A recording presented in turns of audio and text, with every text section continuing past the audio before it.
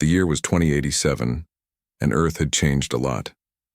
People lived longer, computers were smarter, and space travel was common. Elaine Winters looked out the window of the space station and watched the stars. She was a captain in the United Earth Fleet, and today was going to be important. "Captain, they're here," said Alan Carter, her lieutenant. He was young but smart, with dark hair and serious eyes. Elaine nodded and straightened her blue uniform. "How many ships?" "Just one. Big, though. About 3 times the size of our largest." The alien ship had appeared at the edge of the solar system 3 days ago. It sent a message in perfect English. "We come in peace." That was all. After decades of listening to space, hoping for a sign that humans were not alone, they finally had an answer. Now the ship was close to Earth, and Elaine was part of the team chosen to meet them. "Time to make history," she said to Alan as they walked toward the meeting room. The room was large, with a round table in the center. Important people from Earth sat nervously: the president of the United Earth government, scientists, and military leaders. Elaine and Alan stood by the wall, watching. The door opened. 5 beings walked in. They looked almost human, but their skin had a slight blue color and their eyes were larger, with pupils that changed shape as they looked around. They wore simple white clothing that seemed to glow slightly.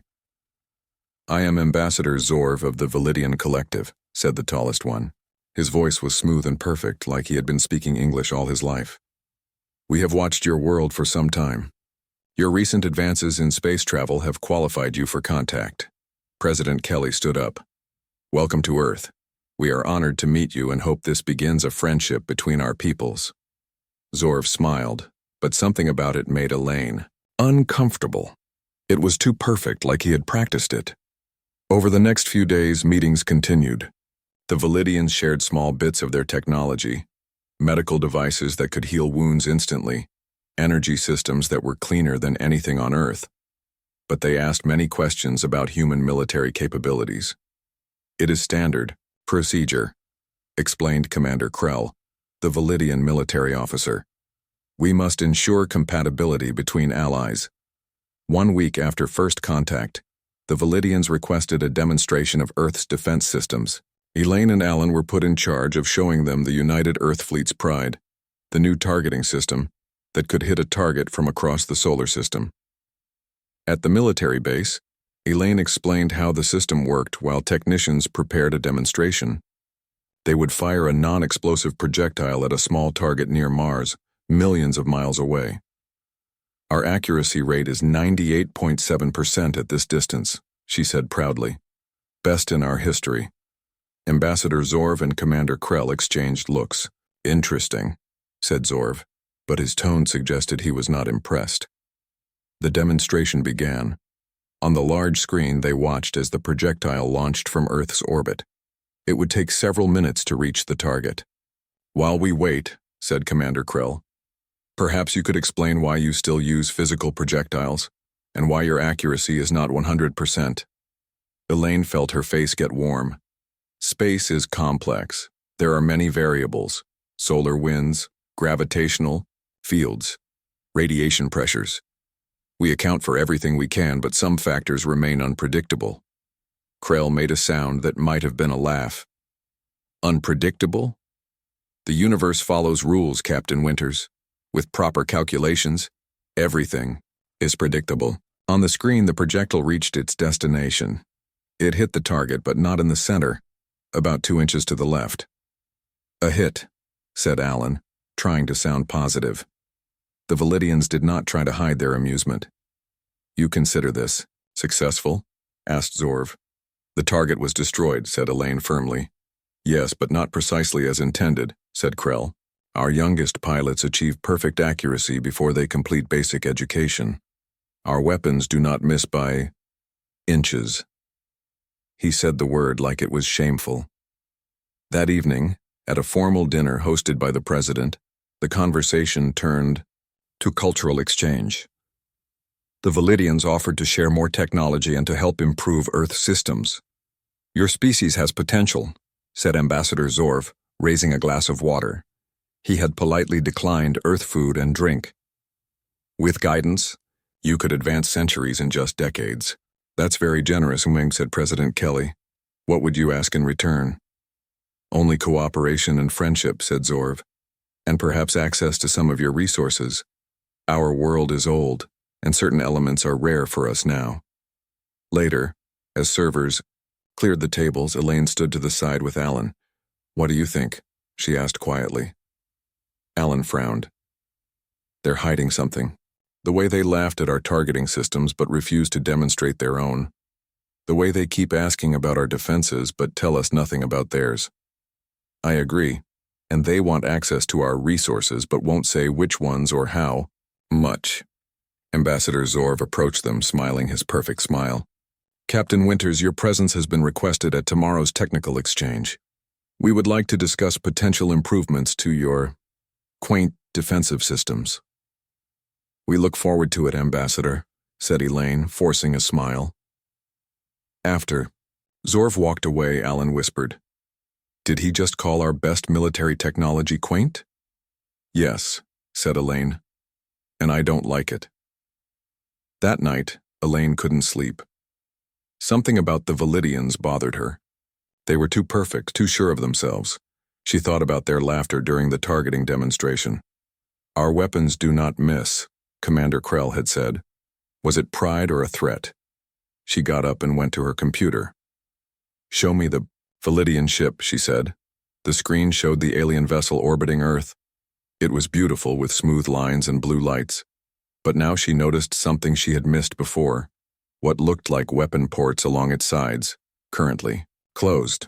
Her communication device buzzed. It was Alan. Captain, he said, his voice tense. I've been monitoring their communications. I know we're not supposed to, but something seemed off. They're using some kind of encryption, but I caught fragments.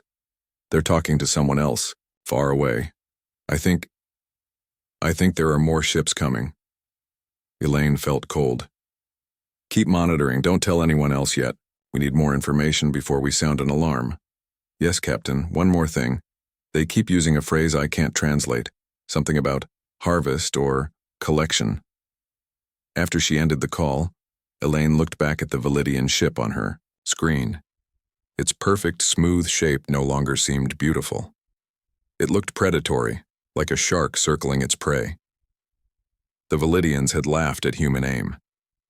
But Elaine had a feeling they weren't laughing because it was funny. They were laughing because they thought humans posed no threat. She hoped they were wrong.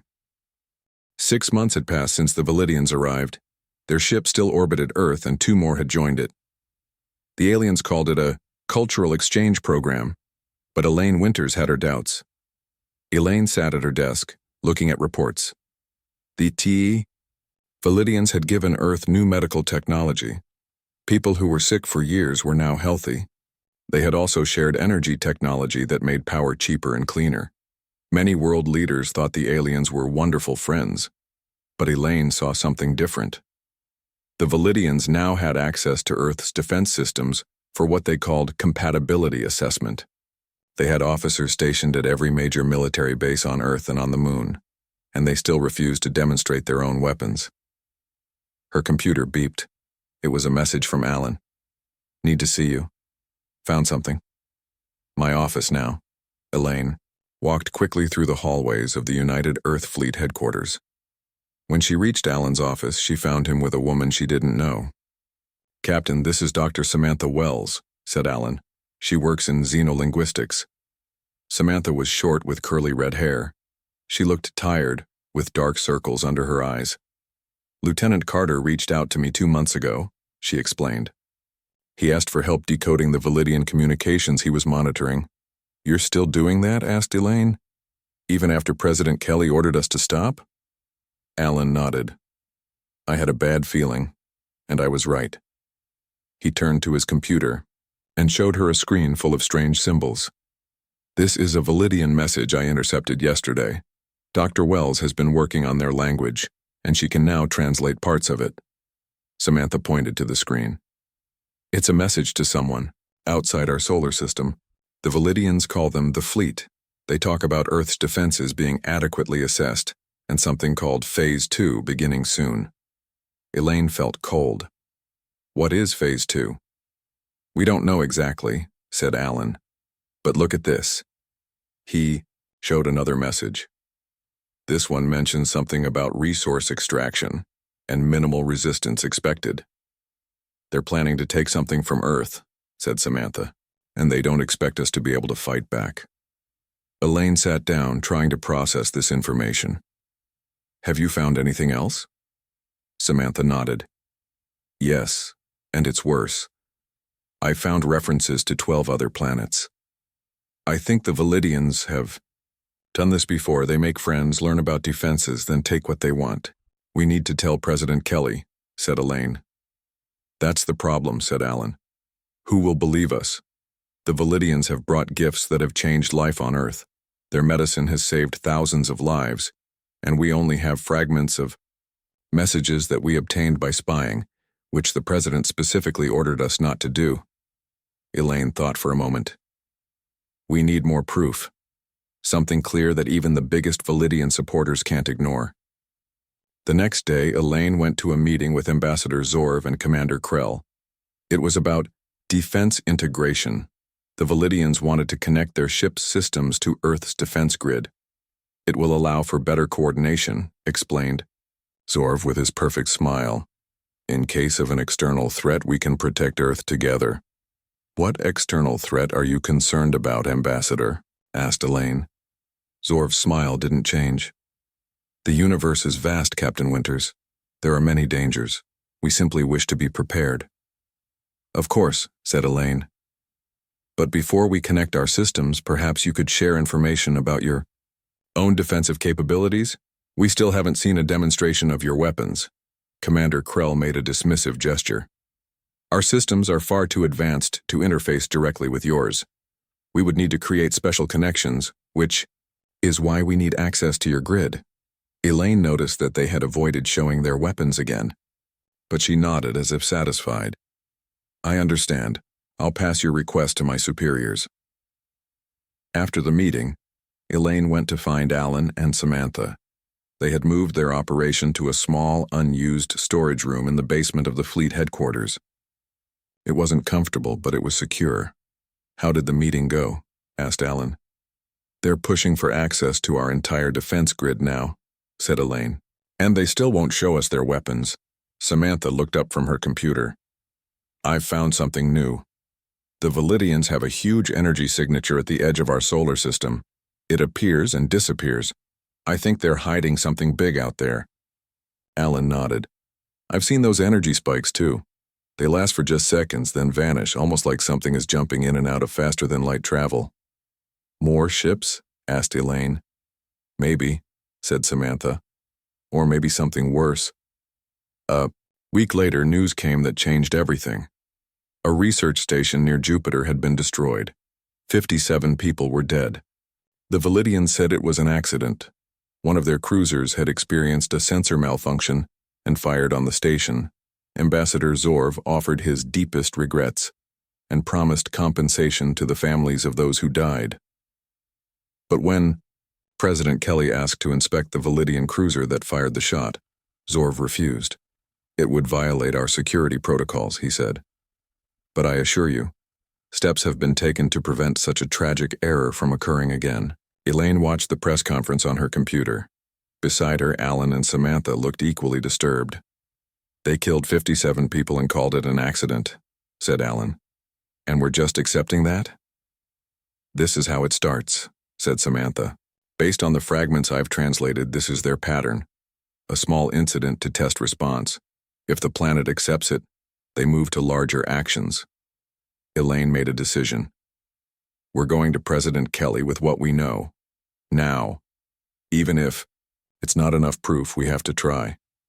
They gathered their evidence, the message fragments, the energy readings, everything they had, and requested an urgent meeting with the president. Kelly listened to them, her face growing more serious, with each minute. When they finished, she was quiet for a long time. What you've brought me is concerning, she finally said. But it's not conclusive. The Validians have helped us in many ways. If I accuse them based on this evidence and I'm wrong, I could ruin the most important relationship in human history. And if we're right? Asked Elaine. Then we need better proof, said Kelly. And a plan. If the Validians really are a threat, what can we do? Their technology is far beyond ours. Elaine thought about the targeting demonstration, about how the Validians had laughed at human aim. Maybe not as far beyond as they think, she said slowly. They believe they're perfect. That might be a weakness we can use. As they left the president's office, Elaine turned to Alan and Samantha. I need you to find me everything you can about how Validian shields and weapons work, and I need to talk to Dr. Paul Russo. He's been working on a new targeting system. What? Are you planning? Asked Alan. The Validians laughed at our aim, said Elaine. Let's see if we can make them stop laughing. Dr. Paul Russo's laboratory was not what Elaine expected. It was messy, with papers everywhere and half-built machines on every table. The man himself matched his workspace. Wild gray hair, coffee stains on his shirt, and eyes that seemed to look at something no one else could see. Captain Winters, he said, not looking up from the device he was working on. I've been expecting you. You have? Asked Elaine, surprised. Of course. The Validians laugh at our weapons. We need better ones. Who else would you ask? He finally looked up and smiled. Lieutenant Carter called ahead. Elaine explained their suspicions about the Validians and what they had discovered. I knew it, said Russo, jumping up. Those blue-skinned show-offs were too perfect. Nobody's that perfect. He walked to a locked door at the back of the lab. Come with me. I want to show you something. Behind the door was a smaller room with just one project. It looked like a normal targeting computer, but with unusual attachments. This is what I've been working on for the past year, said Russo. The military didn't like it, said it was too unpredictable, but maybe that's exactly what we need now. What does it do? Asked Elaine. Standard targeting computers try to be perfect. They calculate the exact path to the target. But space isn't perfect. There are always variables we can't predict. He pointed to his machine. This system embraces the chaos. It uses quantum computing to consider all possible paths, not just the most obvious one. Elaine looked skeptical. How does that help us hit targets better? It doesn't always. Sometimes it's worse than standard systems, but sometimes... His eyes gleamed. Sometimes it finds paths no one would ever think of, paths that seem impossible until they work. Over the next week, Elaine assembled a small team. Alan and Samantha continued to monitor Validian communications.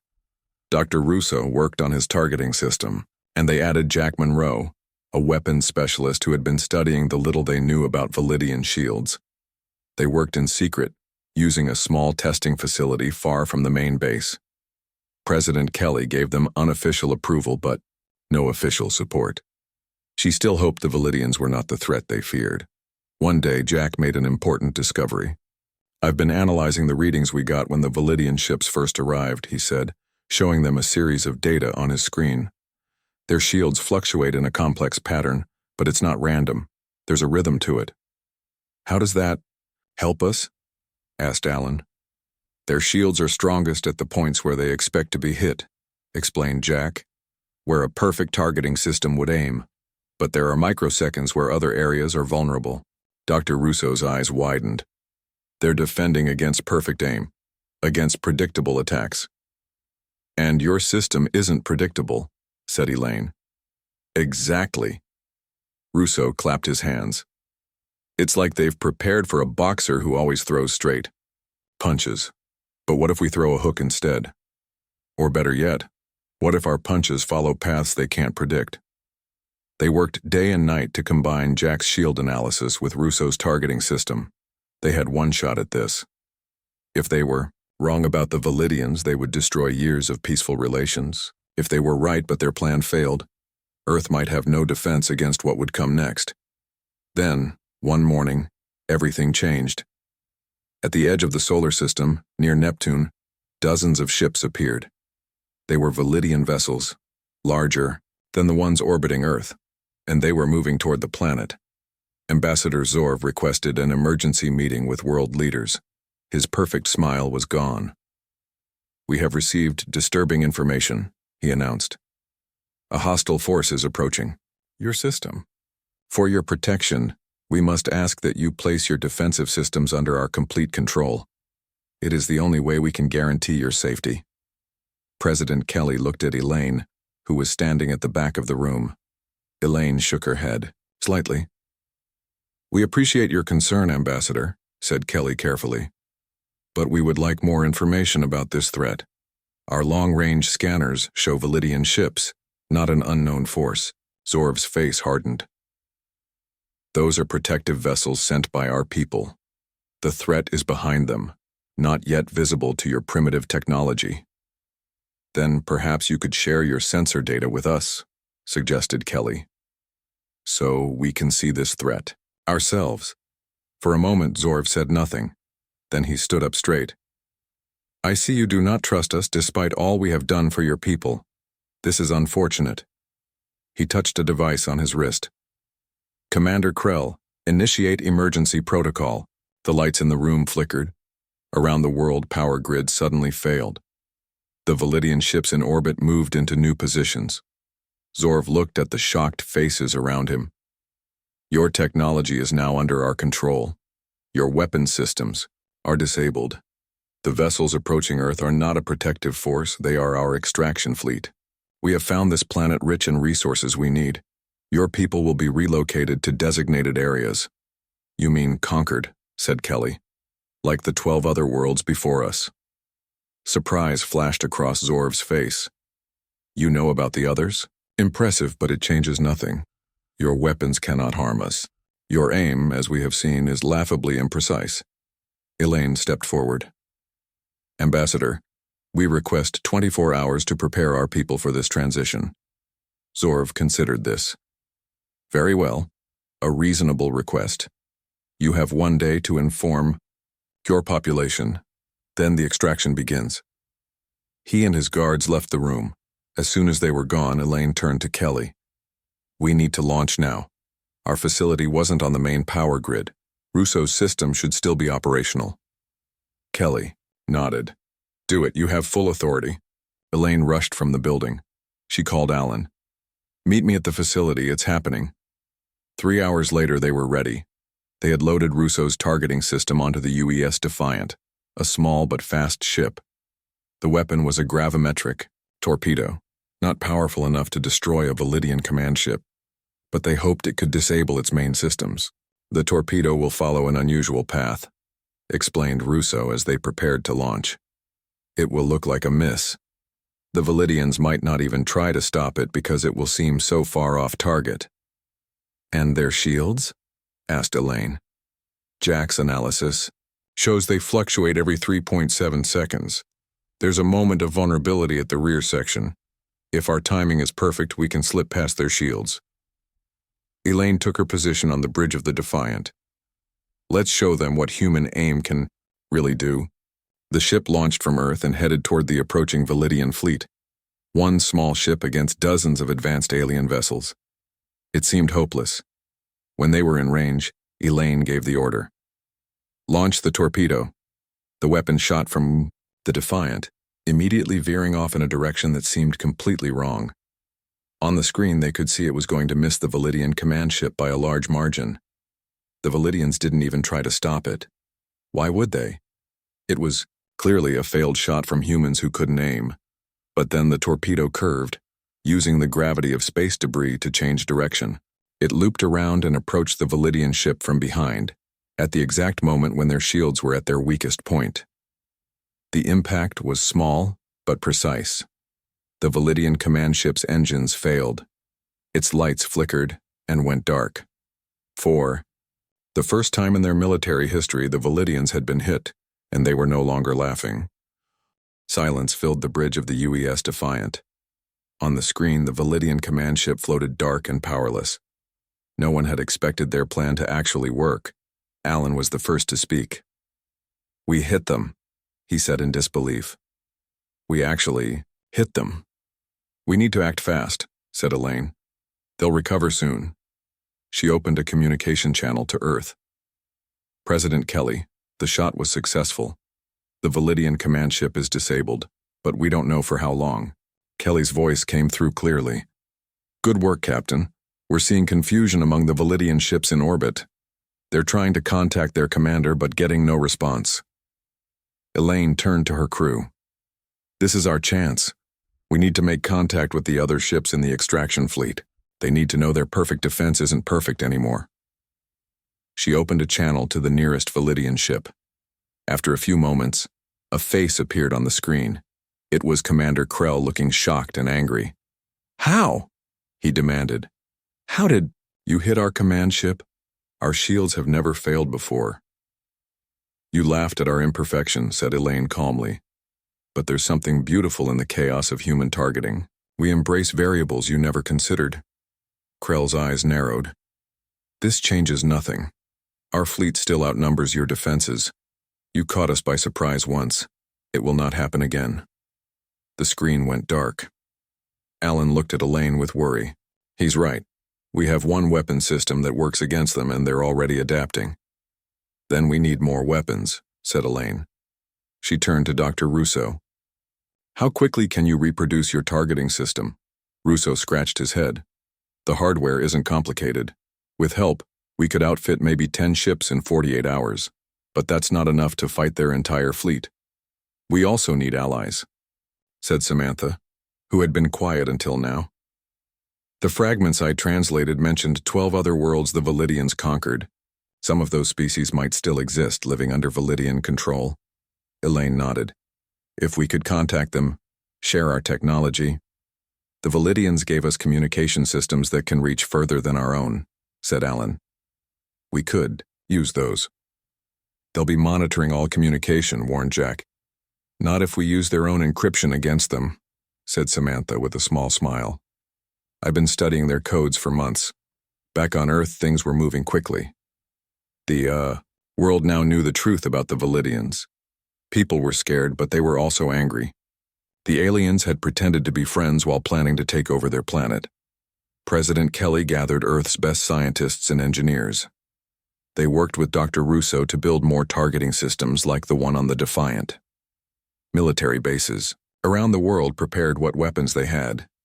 Meanwhile, on the Defiant, Samantha worked day and night to send messages to the stars. She used Validian communication technology, encrypted with their own codes to reach out to the conquered worlds. I've made contact, she announced on the third day. Her face was pale from lack of sleep, but her eyes were bright with excitement. A species called the Talarians responded. The Validians conquered their world 20 years ago. They've been secretly fighting back ever since. More messages came in. The Gesh, the Narvak, the Orion Collective, species from across the galaxy who had suffered under Validian rule. They all wanted the same thing: freedom. We're sending them the plans for Russo's targeting system, said Samantha. And they're sharing their own technologies with us. Each species found different weaknesses in Validian defenses, but none found one big enough to win alone. Commander Krell had taken control of the Validian fleet after their command ship was hit. He ordered his ships to surround Earth, cutting off any chance of escape. But he didn't attack immediately. The loss of their command ship had been a shock. The Validians needed time to understand how it had happened and make sure it never happened again. This delay gave Earth the time it needed. 10 days after the first successful shot, Earth had a small fleet of ships equipped with Russo's targeting system. It wasn't much against the massive Validian force, but it was a start, and they weren't alone anymore. Ships began to arrive from across the galaxy, vessels from the worlds the Validians had conquered. They were few in number, with crews who had escaped their occupied planets, but each brought valuable knowledge about fighting the Validians. A Talarian captain named Ziv was the first to arrive. Her species looked like tall, thin humans with silver skin. She bowed to Elaine when they met. Your impossible shot gave hope to many worlds, said Ziv. For years we believed the Validians could not be defeated because their technology was perfect. Now we know perfect isn't always best. Together with their new allies, Earth developed a strategy. They couldn't match the Validians in power or numbers, but they had something the Validians didn't understand: unpredictability. The key is to be random, explained Russo to the gathered fleet commanders. The Validians expect logical, efficient attacks. Their defenses are designed to counter. Perfect targeting. So we do the opposite. Elaine nodded. We attack from angles they don't expect. We use gravity fields to curve our shots in ways that seem impossible. We embrace chaos. The Narvac commander, a being with 4 arms and eyes that glowed green, spoke up. My people developed a weapon that sends false targeting data to Validian ships. It makes them think an attack is coming from one direction when it's really coming from another. The Gesh have ships that can briefly phase through solid matter, added another commander. Not long enough to enter a Validian vessel, but perhaps long enough to bypass their outer shields. Day by day, the coalition grew stronger. Species that had been enemies before the Validians came now worked together. They shared technologies, strategies, and hope. Commander Krell watched from his fleet and grew worried. His sensors detected the arrival of non-Earth ships, and his spies reported the sharing of technologies that should not have existed. The Kosir. Conquered worlds were supposed to stay conquered. He sent a message to Validian High Command requesting reinforcements. This rebellion needed to be crushed completely to prevent it from spreading to other occupied worlds. The response came quickly. The Supreme Commander himself was coming with the largest fleet ever assembled. They would arrive in 14 days. When Elaine heard this news from their intelligence sources, she knew they were running out of time. The coalition forces were growing, but they weren't ready to face the Supreme Commander. We need to strike. Now, she told President Kelly, before reinforcements arrive. We may not get another chance. Kelly nodded gravely. Then may your aim be true, Captain. The fate of Earth and perhaps the galaxy depends on it. Elaine looked at the assembled fleet on her view screen. Ships from Earth and half a dozen other worlds all united against a common enemy. They were outnumbered and outgunned, but they had something the Validians would never understand. The Validians think perfect is best, she said to her crew as they prepared for battle. Let's show them how wrong they are. The day of battle arrived. The coalition fleet gathered near the orbit of Mars, away from Earth. If they failed, at least the Validians would not immediately attack the planet. Elaine stood on the bridge of the UES Defiant, now the command ship for the entire coalition. Around her were representatives from each allied species, Ziv from the Talarians, Roth of the Narvac, and others. Alan, Samantha, and Dr. Russo were also there, each with critical roles to play. The plan was risky. Instead of forming a traditional battle line, the coalition ships would spread out in what looked like random positions. Each would attack using different methods at different times. There was no pattern for the Validians to predict. They're coming, said Alan, looking at the sensor display. The Validian fleet was moving toward them, ships in perfect formation. At the center was Commander Krell's new flagship, larger than any other vessel. Coalition fleet, this is Captain Winters, said Elaine over the communication system. Remember, don't try to be perfect. Be unpredictable, be human. She paused. Or whatever your species equivalent is. A few nervous laughs came through the speakers. Then silence as everyone prepared. The Validian fleet approached, still in their perfect formation. When they were in range, Commander Krell's face appeared on the main screen. This rebellion ends today, he said. Surrender now, and your people will be treated fairly during the extraction process. We've seen how fairly you treated the 12 other worlds you conquered, said Elaine. We choose to fight. Krell's expression didn't change. Then you choose destruction. Our Supreme Commander arrives in 3 days. What you face now is merely our advance force. Elaine ended the transmission and turned to her allies. Let's make sure the Supreme Commander has nothing to arrive to. The battle began. Validian ships fired their weapons in perfect, coordinated patterns. Their shots were precise, their formations flawless. Against any normal fleet, they would have been unstoppable.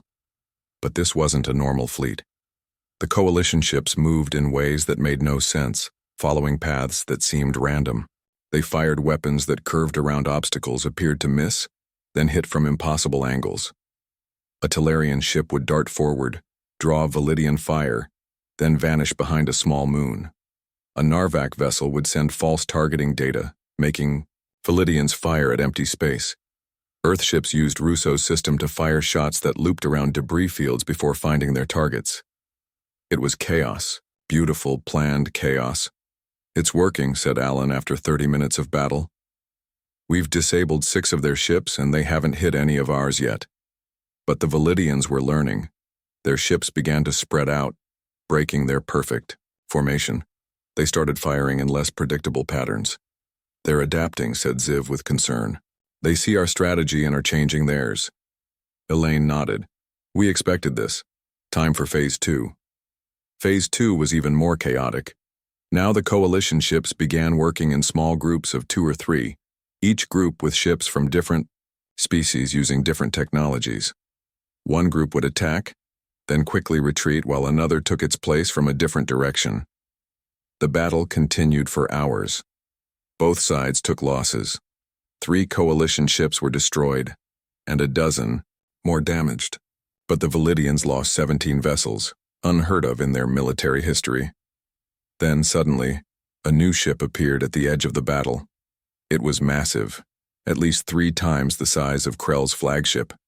It moved with impossible speed for its size, heading straight for the center of the fight. "The Supreme Commander," said Samantha, checking her instruments. "He's arrived early." All fighting paused as the enormous ship took position at the center of the Validian fleet. A message came through to all vessels, Coalition and Validian alike. The face on the screen was similar to other Validians, but older, with deep blue skin and cold eyes. "I am Supreme Commander Vex of the Validian Collective. I have come to end this foolish resistance and complete our extraction of Earth resources." He looked directly at Elaine, the human who fired the impossible shot. "You have caused much trouble. Your chaotic methods have confused my officers, but they will not work against me. I have conquered worlds for 200 years. No one defeats the Validians." "There's always a first time," said Elaine. Vex almost smiled. "Defiant until the end. Admirable but futile. I will give you one chance to surrender. The Validian Collective is not cruel. Your people will survive the extraction. As slaves, like the others you conquered. As a managed resource, it is the way of the universe. The strong control, the weak." Elaine looked around at her allies, beings from across the galaxy who had suffered under Validian rule. They all nodded to her. The decision was made. "We choose freedom," she said, "and we choose to fight our own way, not yours." Vex's almost smile disappeared. "Then you choose extinction. All ships, target the human vessels first, then eliminate the other rebels." The Supreme Commander's ship moved forward, its weapons charging. It was targeting the Defiant directly. Elaine turned to Alan, who was now in command of his own ship, the UES Freedom. They had planned for this moment. "Lieutenant Carter, execute Carter's folly." Alan's voice came through clearly. "Executing. Now, Captain." The Freedom fired a single torpedo at the Supreme Commander's ship. The shot went wide, missing by what looked like miles. Vex didn't even bother to defend against it, but the torpedo didn't continue in a straight line. It curved around a small asteroid, using its gravity to change direction.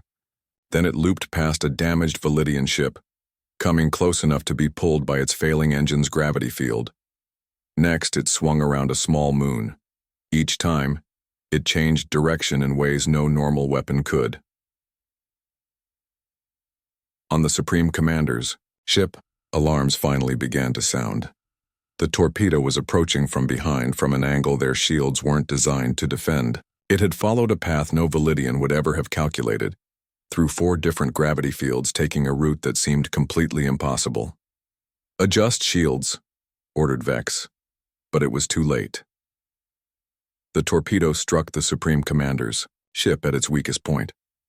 The explosion wasn't large, but it was precisely where it needed to be. The ship's engines failed. Its weapons went offline. The mighty vessel began to drift. Silence filled the battlefield. No one, not even the coalition forces, had believed Carter's folly would work. Then, one by one, the remaining Validian ships powered down their weapons. Without the Supreme Commander, without their perfect formations and strategies, they had no idea how to fight this chaotic, unpredictable enemy. Elaine opened a channel to all ships. Validian fleet, your commander is defeated. Your choice is simple.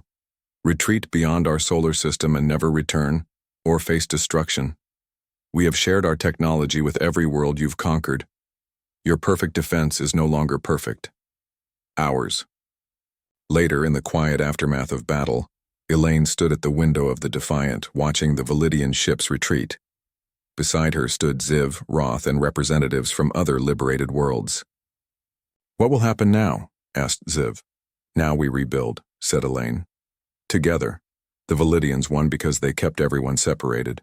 We won because we united our differences." "And if they return?" asked Roth. Elaine smiled. "Then we'll hit them with another impossible shot."